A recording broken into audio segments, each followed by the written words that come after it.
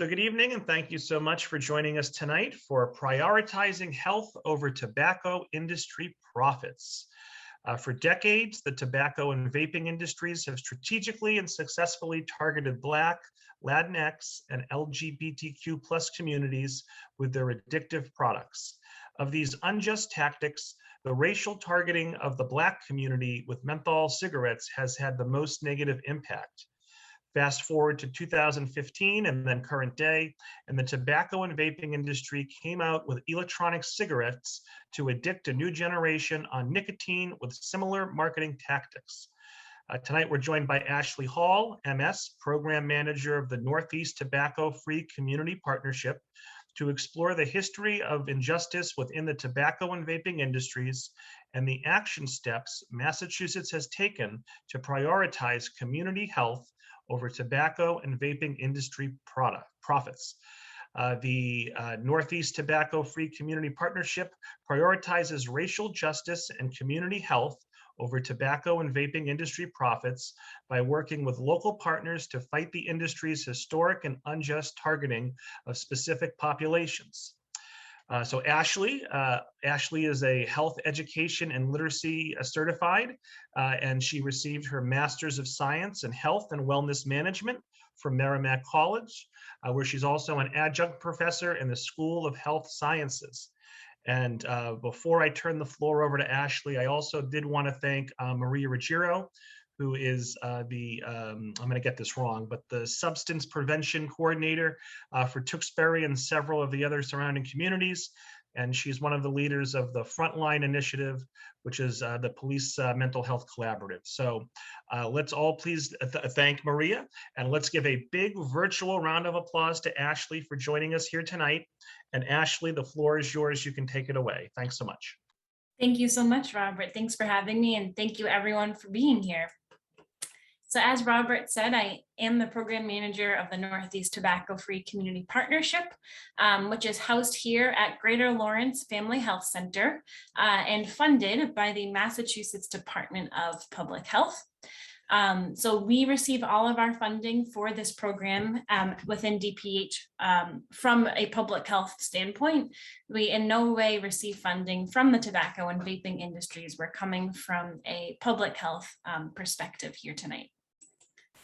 And just before we get started, we just want to shed light on an important equity topic where within this presentation, we are solely referring to commercial tobacco, which is the recreational use of tobacco with addictive nicotine and other chemicals that lead to death and disease.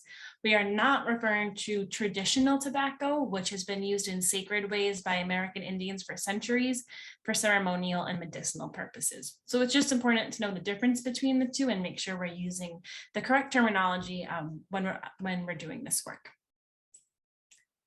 So to get us started, just to remind everybody, tobacco is the #1 cause of preventable death and disease in the United States and in Massachusetts. So this is an issue that we know has historically been a problem and continues to be a problem today.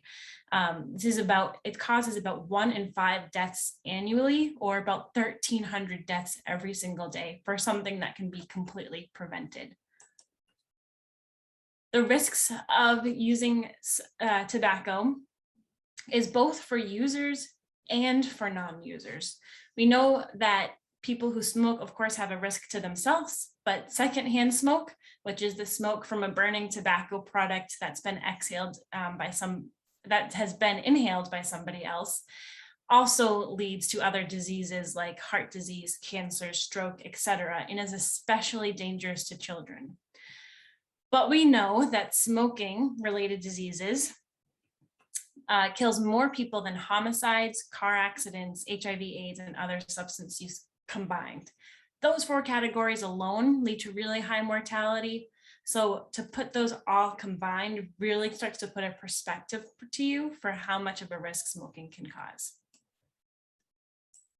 We also know tobacco is very financially burdensome for its users. A pack-a-day smoker, just to throw some of these costs at you, spends about $10 a day for a pack of cigarettes, just over $70 a week and almost $3,200 a year. Now, to put those numbers into things we all would like, with about $3,200, you could pay for your rent of a new apartment, post-COVID, go on a nice vacation, or even put a down payment on a car. So if you're trying to think, well, what are my benefits for quitting? If we all kind of know about the health, but think about how much money you can save and all of the other things you can put that towards as well. We also now right now is an especially important time to think about quitting, because we know that both COVID-19 and smoking and vaping, any substance, both of those things pose a risk to the lungs. So since both smoking and vaping attack the lungs as well as the virus, we know that people who contract COVID-19 might have, who smoke and vape may have a more serious infection of COVID-19. So now it's just a really important time to take care of your health in all aspects and really look after your lungs. It's not easy to quit. It's very easy for me to sit here and say, talk to the people that you love and encourage them to quit smoking. But the reason why quitting smoking is so difficult is because of nicotine and how just how addictive nicotine is. It's just as addictive as heroin, cocaine, or alcohol. And we know that people who use tobacco face a much higher risk of becoming dependent on nicotine. So it's the addictive substance in these tobacco products is nicotine, and that's what causes you to become addicted. It changes the chemical imbalance in your brain that makes you feel good. Nicotine makes you addicted and makes you feel good. So it tricks your body into thinking the only way you can feel good is if you have nicotine, when we know that's not true. So we want to encourage people to get help to quit, and that nicotine is not just in cigarettes like we have learned throughout the years, but it's also in vaping products. So what you're seeing here on the left is an e-cigarette or vape. This specifically is the Juul, J-U-U-L. And a lot of kids, when vaping came out, thought they were safe and they didn't have nicotine. But this picture is from one of our campaigns trying to let youth know that both cigarettes and vaping products contain nicotine. It's just that one is combustible burning and one is liquidized and heated up electronically. Specifically, when youth are exposed to nicotine, it's especially harmful to them because their brain starts to become primed to addiction at a younger age, causing them to have a stronger addiction for a longer period of time. Therefore, we know that youth who use e-cigarettes and vape products are 4 times more likely to start using regular cigarettes as they get older. When youth use nicotine at such a young age, they have symptoms like lower impulse control, depression, and mood disorders. And we also know that kids are in school about 8 hours a day, 5 days a week. But when nicotine is in their body, their ability to learn and memorize and pay attention is automatically disrupted. Same with concentration and thinking. So some of the most important skills that youth need to use are disrupted right away. They have weight and appetite changes, and again, it just primes them for a longer addiction as well. And then lastly, one of the most important reasons we need to address industry targeting is because address tobacco use is because of industry targeting. They target specific communities with specific products. The tobacco and vaping industries know that the more people see their products and have access to them, the more people are likely to use them. They also know that they can influence people's choices by focusing on their income, education, neighborhood, race and ethnicity background, and then make tobacco socially acceptable based off of their marketing tactics. So some of the ways they've done this is through advertisements in Black and Hispanic communities, and then in multi-unit housing where there's extra secondhand smoke exposure, causing more people to become exposed to these products and therefore addicted. So I'm going to play you a video that kind of shows this a little bit more in depth about just how, like Robert said in the introduction, the tobacco industry has targeted the Black community with menthol cigarettes.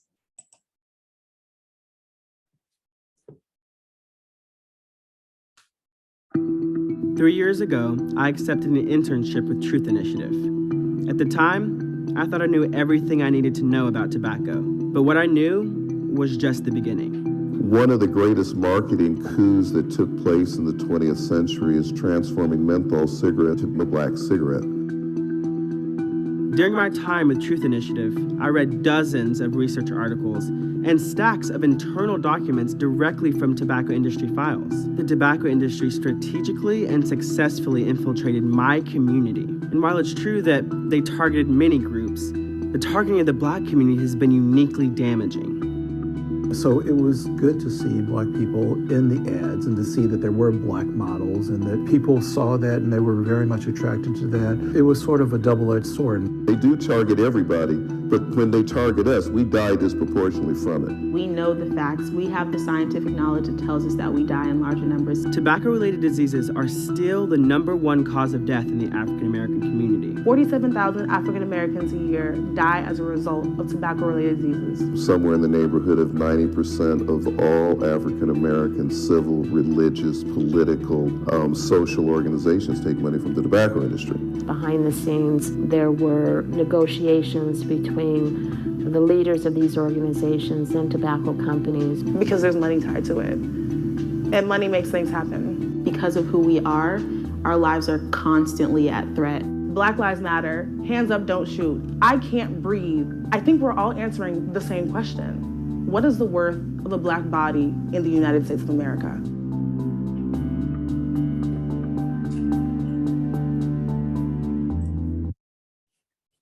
So hopefully that video put some of this information into perspective for you by amplifying some of these Black voices. So what you're seeing here is real advertisements for menthol cigarettes from the 70s. And whenever I look at these pictures of advertisements, I always think, wow, I would hang out with every single one of these people, right? They look like they're having fun, they're in love, they're in fancy clothes. And that advertising was on purpose.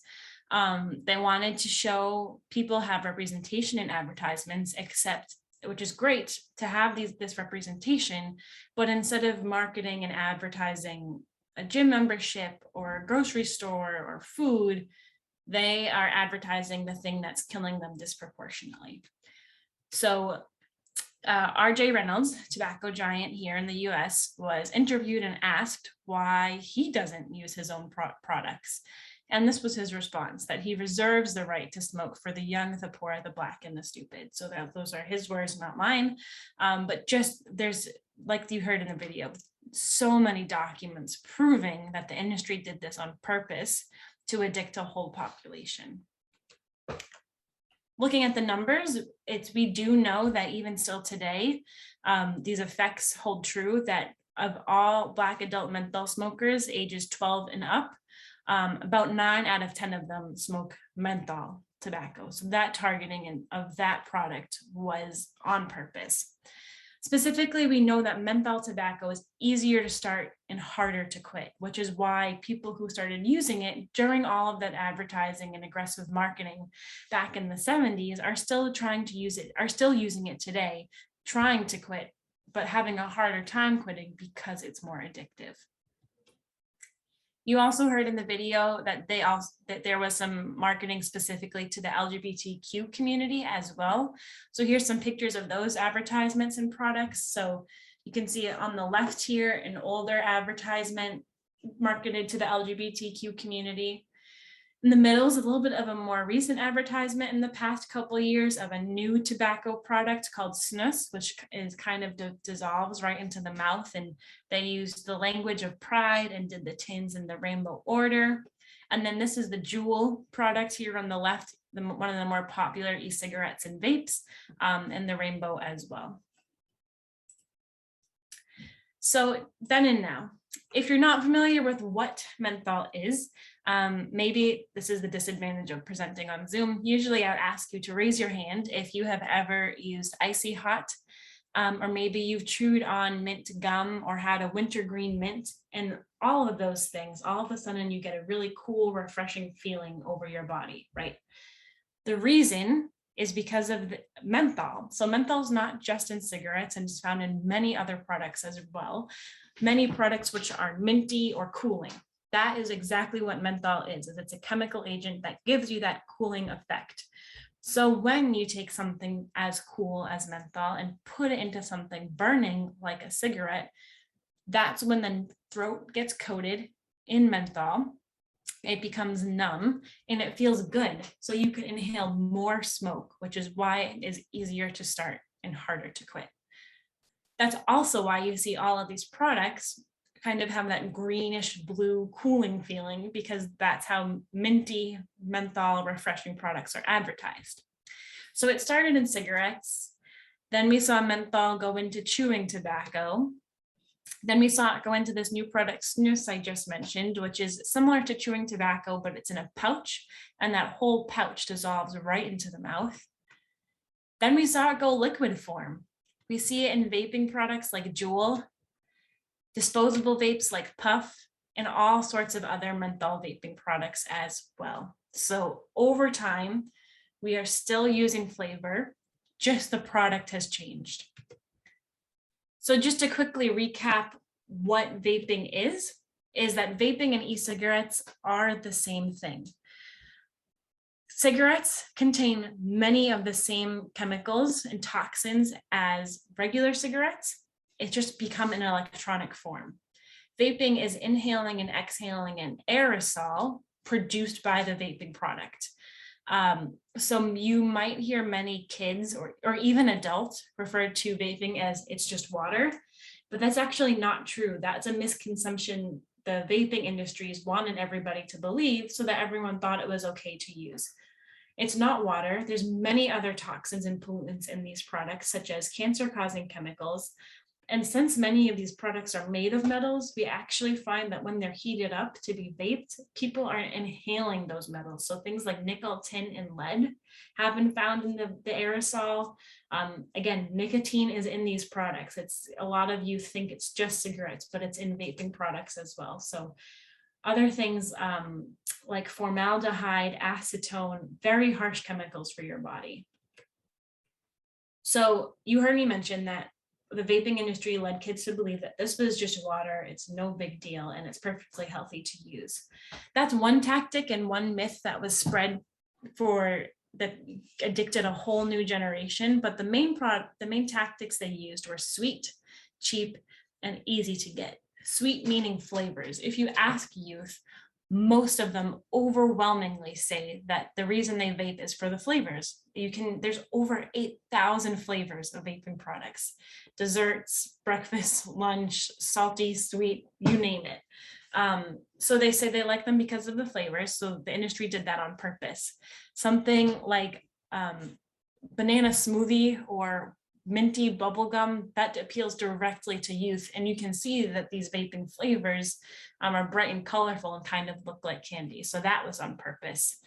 We also know that youth most likely are not working at all or have a minimum wage job. So these products were super cheap. You can see here in this picture that they're being advertised right on the door of a gas station, but with coupons all the time, always able to get them cheap.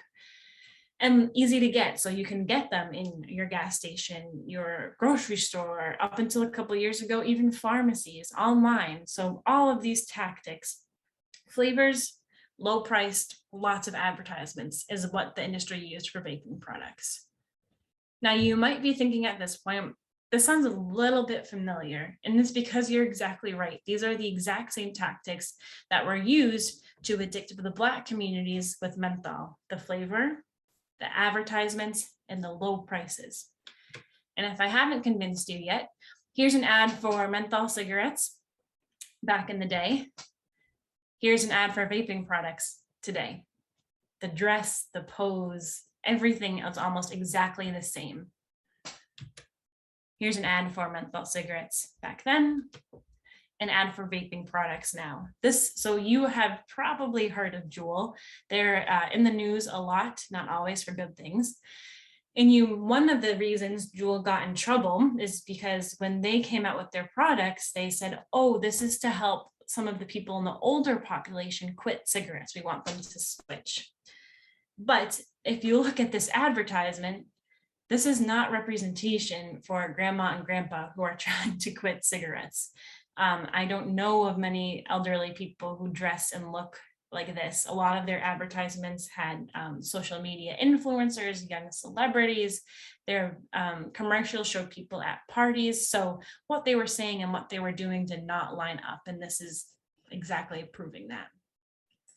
And then lastly, everybody's favorite, coming this time of year, they used Santa back then and they use Santa now. And what's really scary is who will always point out the window and say, look, Santa is young kids.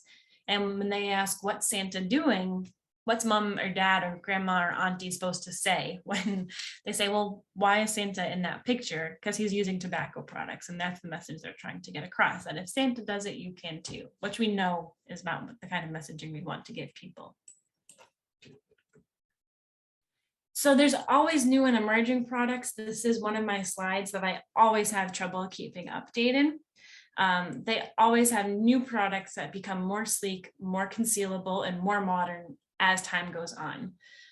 So these are some products that we saw, that we see are really popular among youth in schools and everything. So the snus products, which dissolve, these are disposable vapes. So they're really sleek. They're just as light and even look just as similar as a flash drive. So these are products that resemble everyday items, which make your job as a parent or guardian or teacher, what have you, much more difficult to know if the youth in your life are vaping. And they always have a new spin on it. So this picture that you see here is a product called Cloudy. This is one to keep your eye out for, because this was being largely advertised on social media platform TikTok, which a lot of youth are involved in. This product is a vape. It heats up and creates an aerosol. The chemicals in it are lavender, melatonin, chamomile, which are great ingredients for your tea or your bubble bath, but are not meant to be inhaled into your body. But this is another step the industry is trying to take to addict kids to that motion of inhaling burning products. So a lot of youth said, yeah, I am stressed out. I have trouble sleeping. If this is a vape that helps me sleep, sure, I'll buy it. Not realizing what they're actually inhaling into their body. So these, what you see here, lavender, melatonin, and chamomile, are approved for other uses. They're not approved for ingesting into your respiratory system, if that makes sense. So just be on the lookout for what these products really are. Fortunately, the good news is that in Massachusetts, we've taken steps to combat these tobacco and vaping industry's tactics. We have become the first state in the whole country to restrict the sale of menthol cigarettes and all other flavored vaping products. So no longer in the state of Massachusetts can you buy flavored tobacco products in retail stores. Menthol cigarettes, mango, guava, chocolate, you name it. You cannot buy them in these stores. And the reason is, like I've been describing, we know that that's one of the main reasons people use these products. So we said, if we want to lower smoking and vaping rates and increase the health of our population, we need to take these products off of the shelf, because most people say, yeah, I would quit, but they're right there in front of me every time I go to checkout. I pass by them in the store. So when I want to quit, but then I see them in the corner of my eye, my addiction is so strong that I have to buy them. So this is what we know. So we said, let's take away that trigger and take these products off of the shelf. This law does a lot of other things too. So if you're interested in reading more about it, I highly encourage you to visit mass.gov/new tobacco law. But this was really good news and a huge step for us in Massachusetts. So a lot of people do not have the public health backgrounds like we do. So they said, well, wait a minute, why is this law being passed? So we launched a campaign called No Menthol, No Why, to inform people of the health equity and importance of this law. Every single person that you see in this campaign is from Massachusetts and has been impacted by menthol tobacco in their life. So this young woman that you see here, she's from Waltham. One of my colleagues in Lawrence, Mass is featured in this advertisement. So they're all local people sharing their stories. This campaign is available in English and Spanish, and to read more, you can go to nomentholnowhy.org. We also said, okay, like I told you, menthol is harder to quit, and we just took these products away. We want to make sure they get help for quitting. So we have a menthol incentive program at the Massachusetts Smokers Helpline, where anyone who calls who uses menthol tobacco, they'll get connected to a coach to help support them through their quit attempt.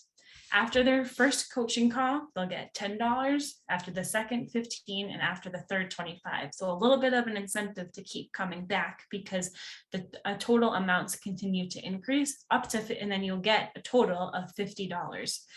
So this woman that you see here on the bottom left, that is my colleague, Evelyn. She is a mother, a grandmother, former menthol smoker, cancer survivor, turned into tobacco advocate.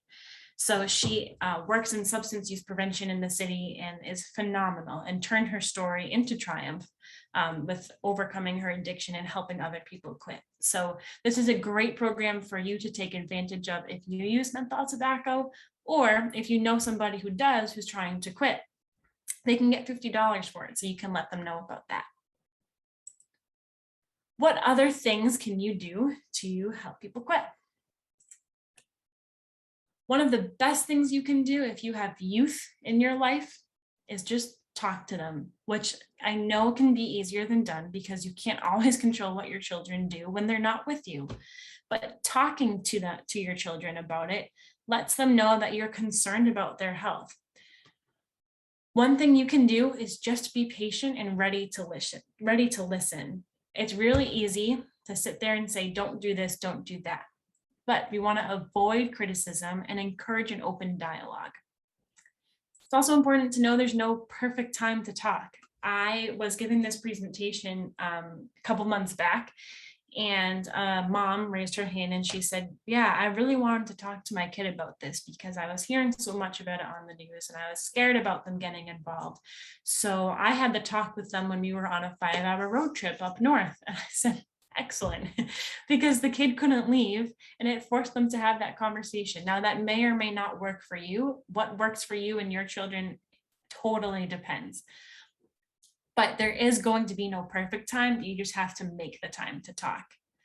Just as much as there's no perfect time, there's also no perfect talk. It's okay to ask questions, and it's okay to not know the answers. Sometimes asking your child a question is a good way to start the conversation. So, what's your take on vaping? You can put the blame on me and say, I listened to this woman talk and she told me that there's nicotine in vapes. It's not just regular cigarettes. Did you know that? So starting it open-ended, and so that you are both on the same page of being curious, is sometimes a really great way to start the conversation.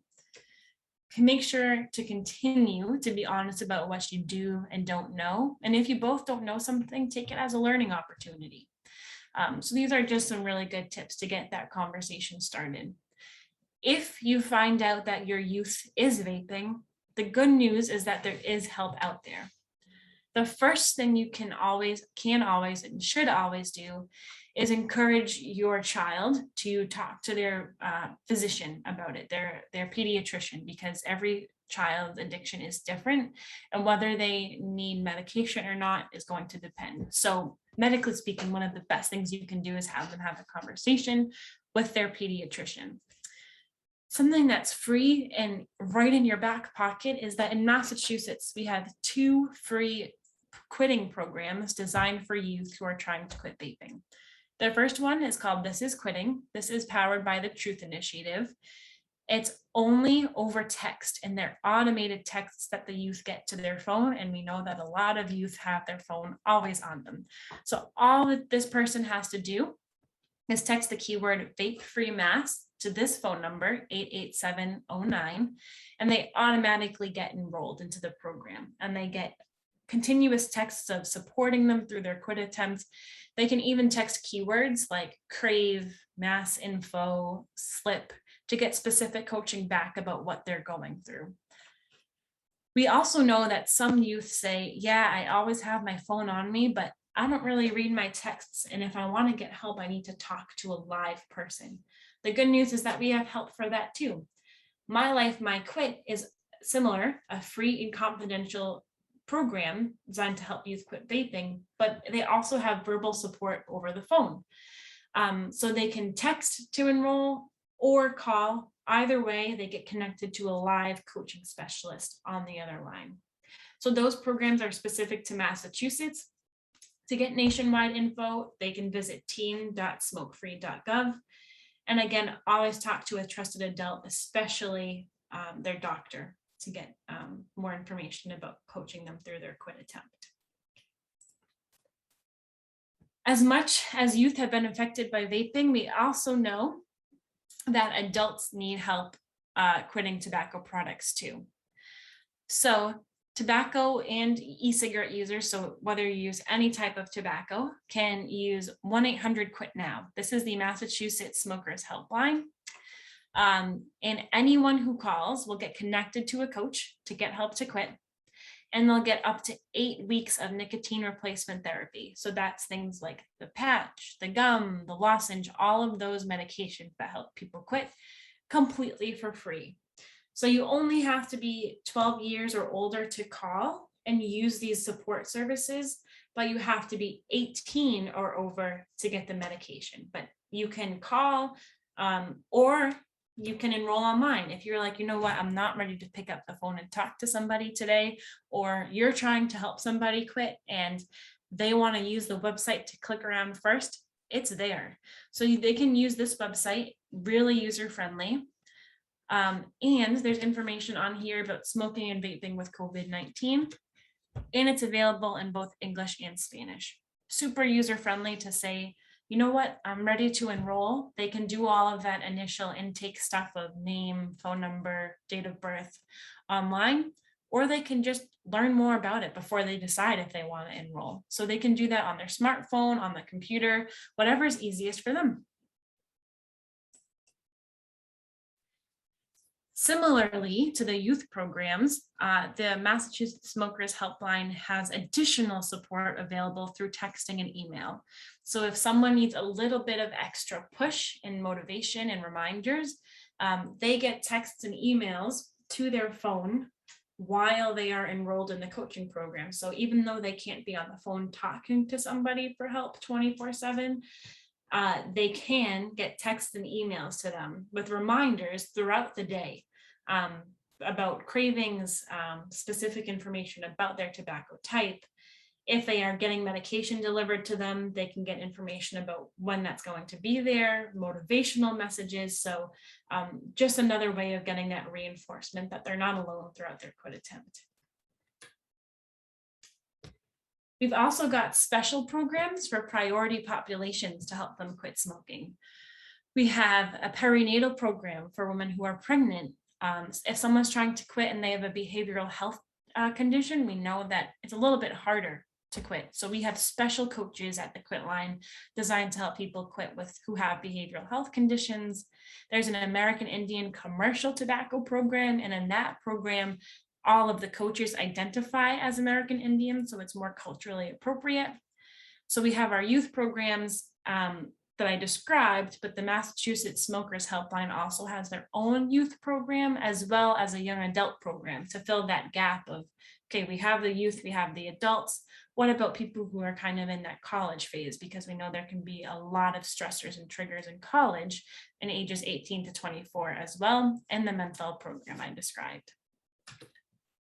Lastly, one of the best things you can do is just stay informed about all this information because it is ever changing and it is a lot of information to take in. So these are just some recommended websites. You can go to our page on DPH about vapes and cigarettes. Always use the CDC, the Truth Initiative, and then there's some specific pages there about menthol and the National African Tobacco Prevention Network. We also just launched 2 brand new youth campaigns within the 2 new vaping campaigns within our program at DPH. So you might see things that say get outraged, and that's us encouraging adults to get outraged at the tobacco industry. So if you visit mass.gov/get outraged, you'll see information, videos, pictures, guides on how to talk with your children There's even toolkits on there for school staff. So we have that for adults. We also have a page just for youth for them to click around on their own. So this campaign is called Facts, No Filters. There's also advertisements of this campaign running on Google and social media platforms. So hopefully youth are seeing it that way as well. And this just lets them know, again, like the name suggests, the facts about vaping. Straightforward, what chemicals are in it, how to help their friends quit, how to quit themselves. And then we have a general quitting tobacco page as well, taking the first step toward a nicotine-free life. And if you want to learn more about our program in general, you can go to our website on the bottom link here. What questions or thoughts does anybody have to share with me? Great. So at this point, Ashley, I'm going to end the recording and we'll take some questions from the audience. So just bear with me one moment.